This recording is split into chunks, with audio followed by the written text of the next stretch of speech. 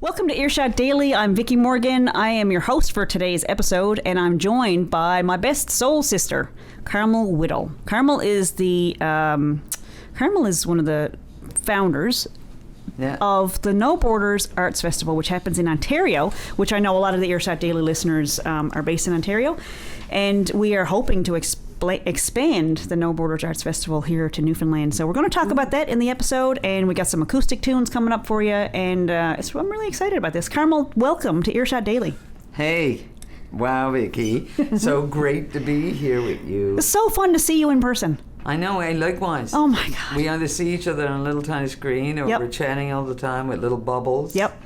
That come up and let us know, wow, we're here. Yeah. Sometimes 1, 2 in the morning. It's so funny to see a message come up and like, oh, she's up. Of course she's up. We're always up. We don't sleep. And we have a time difference. Because you're like an hour and a half later than me. Oh. So I feel really good when it's 2 in the morning and it's what time here? 3:30, 4 o'clock? Yeah, and we're still And up. you're like, I can't sleep. Yeah.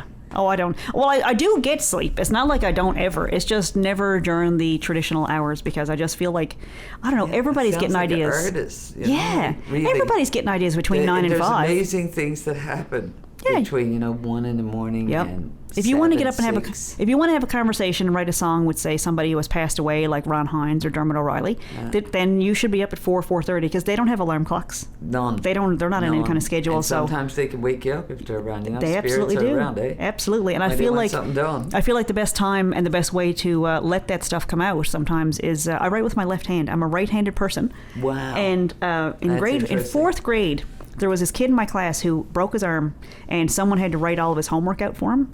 And I thought, oh, I would never ever want somebody to have to write I just hated the idea. So I started practicing with my left hand years ago, and now it's not really legible. I wouldn't be able to really function. But when I write with my left hand, I don't stop to judge. I just let it come out. It's really interesting, right? Yep. How the body responds to it. I love that. It's the very first song. The very first song I ever wrote was with my left hand, and that creeped a couple people out when I told them that. And I thought I must be onto something.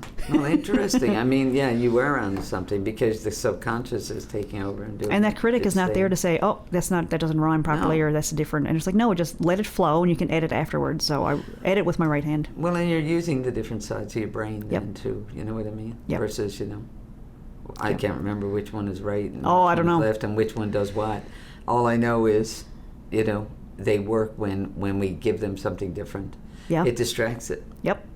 It's something to concentrate the brain on. from the judgment. Mm-hmm. I know. I've heard that's a lot of times people do like walking meditations or driving, as a lot of times when people get their ideas, or showering when your senses are stimulated in some way. Do you like writing in the rain? Absolutely love it. There's something about rain, right? And I guess it's the movement too, and the sound. It's the sound, and it cleanses. It cleanses the energy, any kind of negative energy. What, 75, 80% something like water? that. Yeah.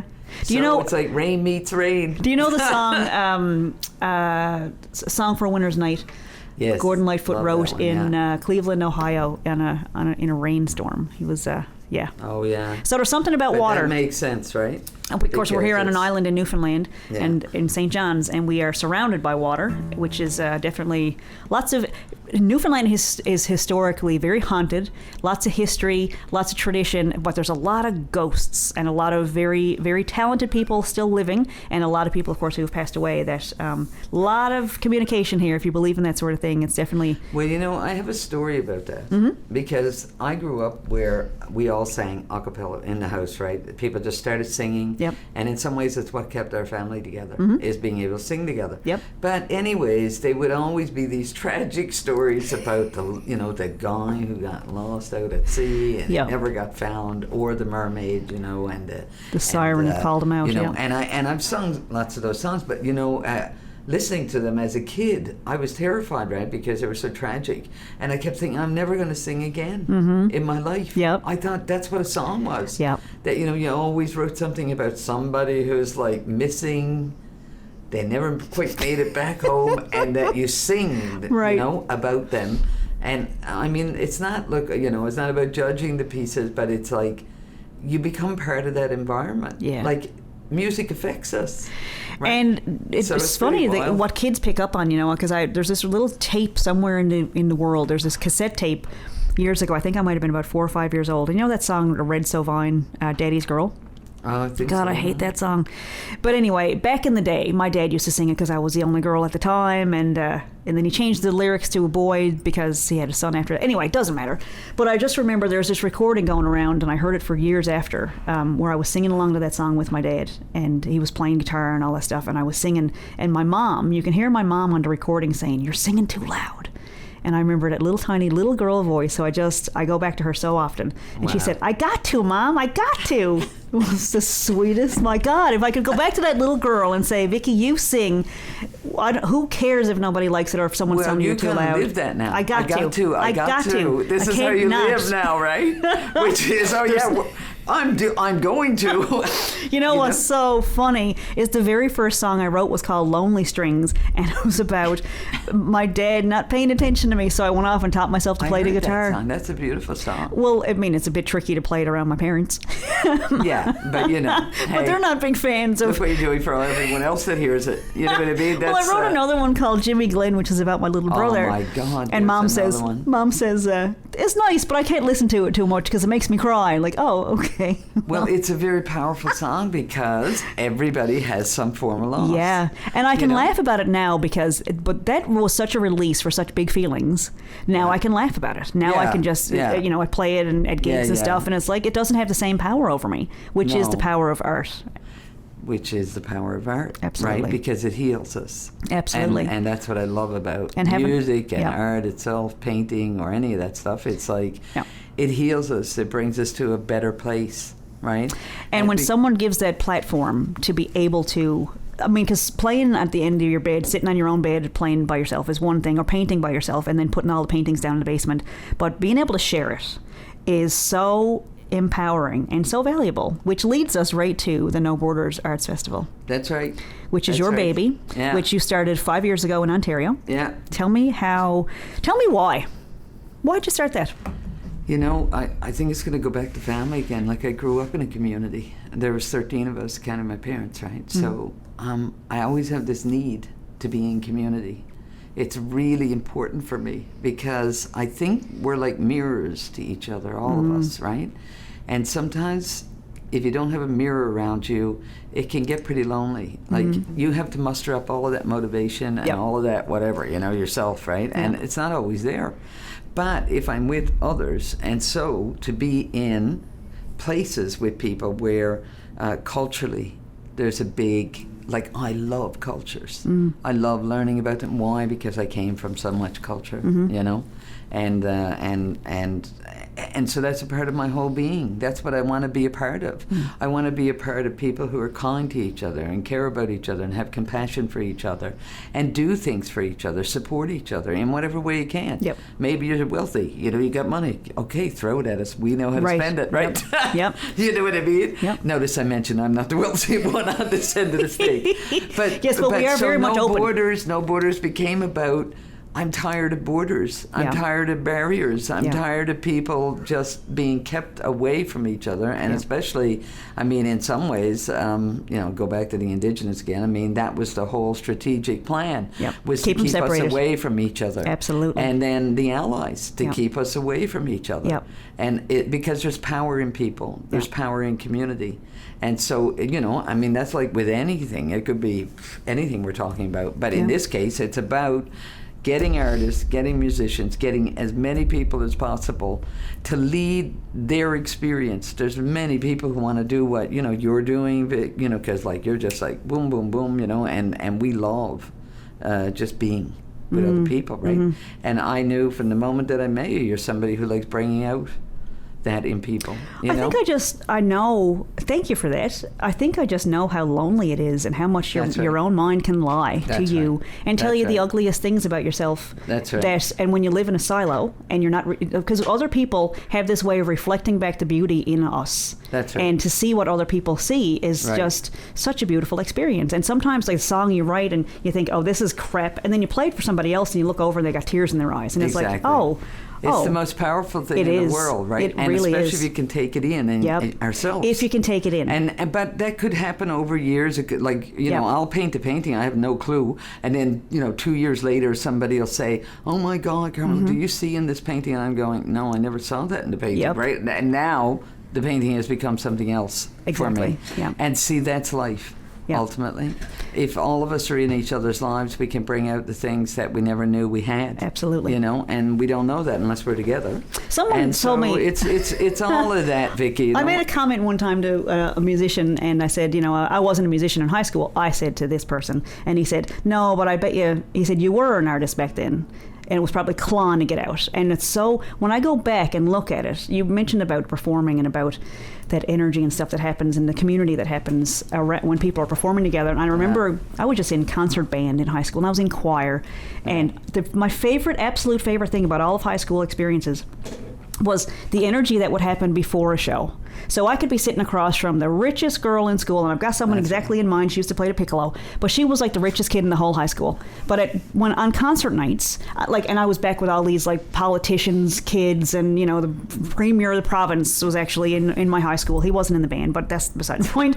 But there was all these rich and poor kids in the band. But there was all these high school kids, and before the show, there was all this like nervous energy. Everybody was so nervous. Oh yeah. But the minute that last note was played, and we'd all file off the stage, everybody was backstage hugging each other, and I just really, really got hooked on that feeling of performing together. Because when everybody's playing the same notes, it is a different language. Yeah, but I always say we're all different, but we're all equal. Absolutely. And music and art and all these things bring us equally together. Exactly. Because it doesn't matter, you know what I mean? Like there's a joy in inequality. Yes. That we don't always get a chance to experience. Yeah. Because it's all about our differences. Yeah. You play guitar better, you do, you know what I mean? Like it's like, it's not about that, it's about experiencing joy. Yes. Because, as Lucinda Williams used to say, you took my joy, I want it back. Nice. You know what I mean? I love that. So, have you heard that piece? It's a powerful piece, right?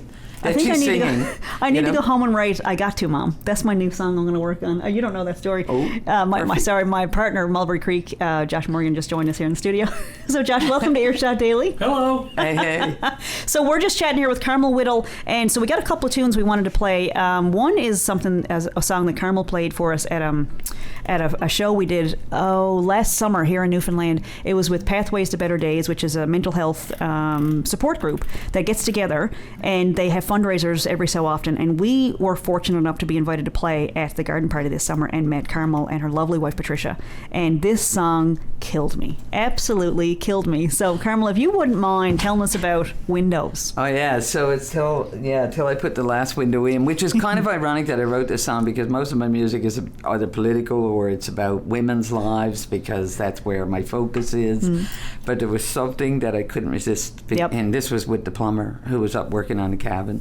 And nice fella, right? Like, he comes in, he's not that, like, he's just really happy to be doing whatever he's doing. And he was putting in the bathroom basically, and happy as anything. And then he just, like, out of the blue, he looks at me and starts telling me his story. And, it was fascinating to me. Like, that's what I love about Newfoundlanders, right? They'll tell you a story. And, I mean, who knows what that story's going to be? Right. But you want to talk about material. Right. Right?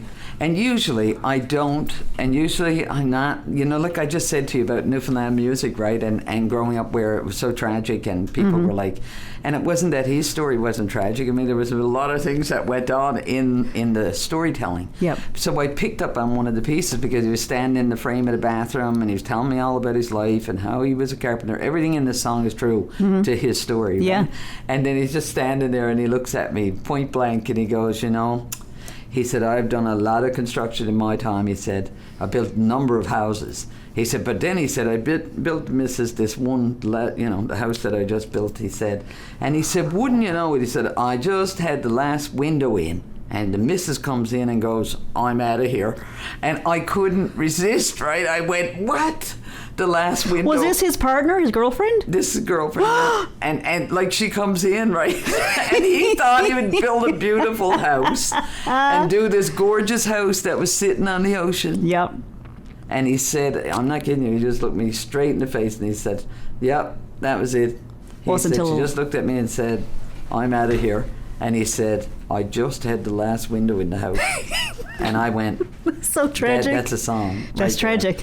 Combined with his story. Yeah. So what happened was I stayed up all night, and sure enough, it was there. There it comes. The next day. Yeah.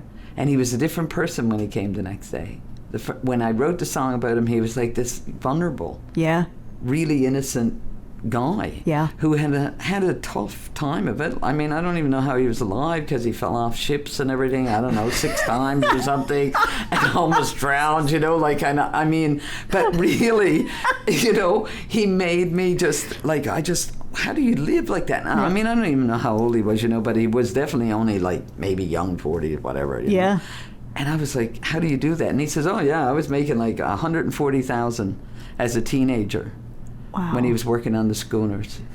Wow. And they'd take him out to sea. Unreal. And he said, now I got no money. And neither do I have a wife. Oh my God. So oh my God. I couldn't resist. Yeah, so for real. This is what was born from that interaction, right? And that's why I'm saying you just never know where you're going to hear things, right? And so I love playing it when I'm here, when I'm home, you know? Yeah. Let's see if I can get through it. So this is how it goes till I put the last window in.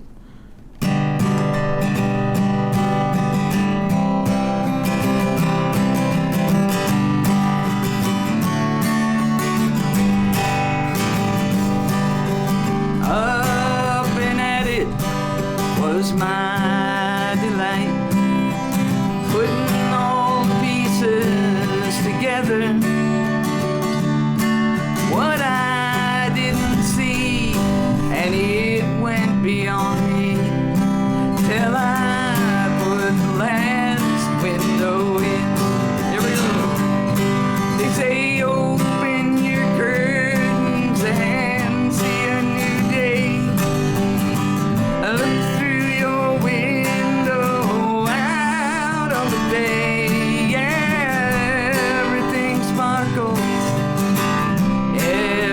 shines till you put the last window in. The roof was all sorted, the floor held a step, the foundation as solid as a rock. Dog, me and the missus were getting along till I put the last window in. They say open your curtains and see a new day. Look through your window out of the bay. Everything sparkles, everything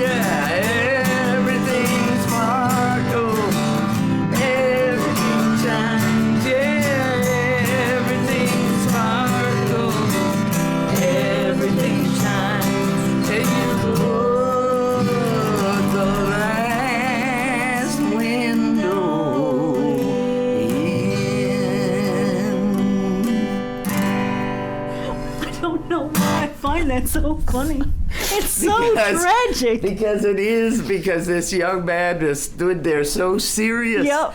Right, and it was like, and then I almost drowned, and then, Yep. then I thought I had it made. Yep. Right? And it's like so true about storytelling. life, It's not right? funny. It's how the way so you tell it. true It's about like- life. Everything sparkles. Yeah. Everything's lovely, right? The Unreal. honeymoons, graduations, all of it. It's all sparkles. So I have a related story for you. Yay. And I know when you were in town this summer, I wrote this, and it was comical because it was a Monday afternoon, and we had left that garden party. Yeah. And I was just having this really weird experience with this person who everything sparkles. Everything in his life was sparkly. But then at 3, 4 in the morning, I get this text message from him because his life was miserable. But he was, just proclaiming all the time how happy he was, And I was like, well, why does my phone keep dinging at 4 o'clock in the morning?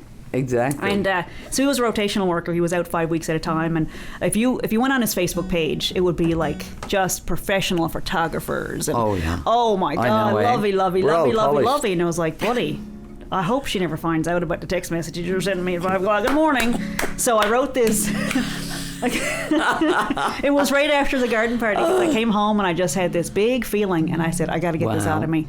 And so I wrote it, and I played it a couple of days later at the Hump Day Market. And Josh, do you know this one? Yeah, you want to sit here, Josh? Nope, I won't play along with this one. Okay. Do you need a capo? So this one is called, well, I call it I Thought You Liked Me. Right. And apparently after I started playing it in public, people started saying, no, that's called That's All. So that's what we're going to call the first album. I love this. Love it. And the story. This is about a boy on a boat.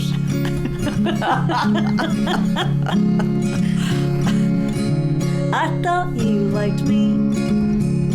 That's all. No hard feelings, no regrets, no mistakes and no dead pets. I thought you liked me. That's all. I thought you liked me. That's all. Dress was pretty, liked my hair. Hit the nose twist, you were there. I thought you liked me. That's all. I thought you liked me. That's all. When you're unsure, each day is hers. Family man who does the chores. I thought you liked me. That's all. I thought you liked me. That's all.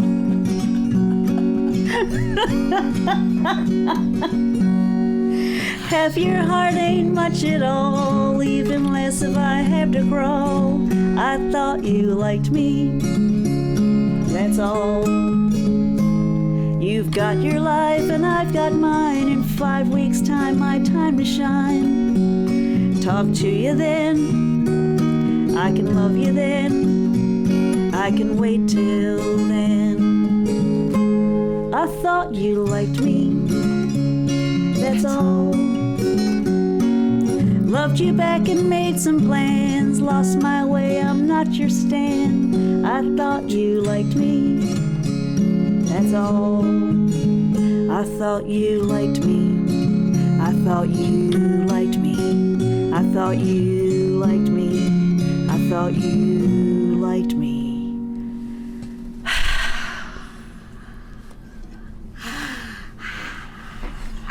It was good for me.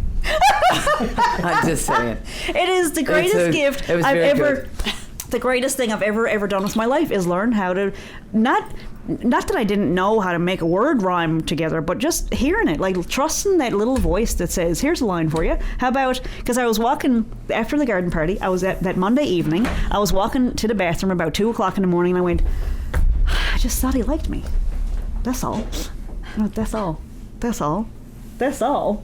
It's such. Oh my God! There it is. That's it. Left hand. But I mean, it's brilliant, 15 right? minutes. 15 minutes. Because it's just so easy. Sometimes to it's so pick quick. it up, and you know what I mean. For those that are also listening, so the first time I heard it, like, how cool was that? That you figured pretty that fun. out. You know. It's pretty fun. So I'm going to pass this guitar over to my producer. So You've been listening to Earshot Daily. I'm Vickie Morgan of Mulberry Creek, and my guest is Carmel Whittle, who does a multitude of things. She's a visual artist. She's all sorts of wonderful, what's the word? Not verbs, adjectives. But she's also the person who organizes the No Borders Festival in Ontario, and we are really hoping to expand to in 2023. We're hoping to have a No Borders Festival in Newfoundland, so that when Carmel comes home, we will have space for performances, for Indigenous artists, for any of those minority fringe people who do not normally have a platform for their art. We want to make sure that there's space, and we live on an island. Are there any borders in Newfoundland technically? Oh yeah, It's a rock. 200-mile limit. Well, there's that. Yes, yeah. So which is ridiculous. Hello. Yeah. They may as well putting ropes around in the air. I just wanted to say nobordersartfestival.com. Yes. Because we're going to hook up our, you know what I mean? We're going to put it together. All of our stuff. Yes. And so anybody looking for information, that's where you go. The 200-mile limit, if you're listening, and you're not from here like my husband Josh, the 200-mile limit is a fishing boundary that was put in place. So basically, foreign trawlers. After the moratorium. Foreign trawlers could come in and basically rape our waters and take all of our resources, but the people of Newfoundland were not allowed to be out there in the boats, which is for another show and another time. We'll write a song about that. Carmel, thanks so much for being on Earshot Daily. Hey.